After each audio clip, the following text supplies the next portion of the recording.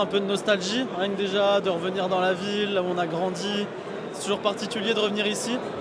Même si ça commence à faire pas mal d'années, c'est quand même l'endroit où j'ai passé le plus d'années, puis dans une période où tu te construis beaucoup, donc c'est toujours particulier. Puis de revoir les anciens, ça remet au beau vif des belles émotions.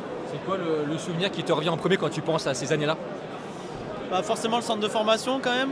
Et puis ouais, une période assez incroyable où dès qu'on arrive en pro, notamment avec Corentin Jean, il y a cette année du titre en 2015 qui a été assez exceptionnelle, où on a vraiment performé et c'était un groupe exceptionnel. Donc c'est vraiment de belles émotions. J'ai découvert du très haut niveau aussi avec les stacks à l'époque.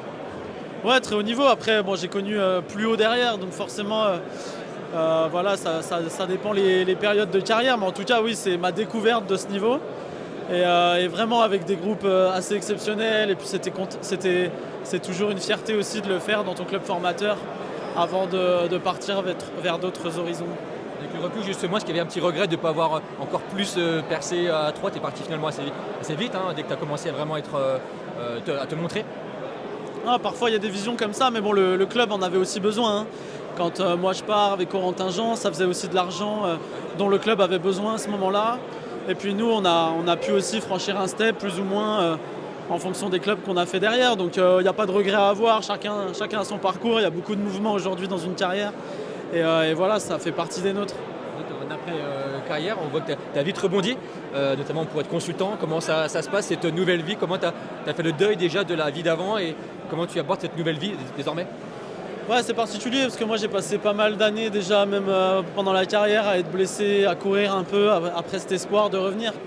Donc je m'étais déjà plus ou moins fait une raison de cette fin qui allait arriver. Et puis derrière, voilà, moi je suis passionné de football, on continue à en parler à travers la télé, donc c'est cool, c'est des bonnes opportunités.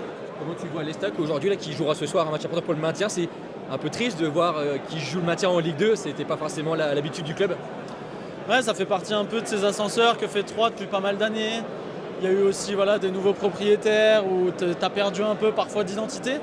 Mais voilà, ils refont de bonnes choses là, cette année sur le plan sportif, même si ça reste encore bas par rapport à des périodes qu'on a pu connaître. Ça passe aussi par là pour se construire et retourner sur de bons moments avec des montées.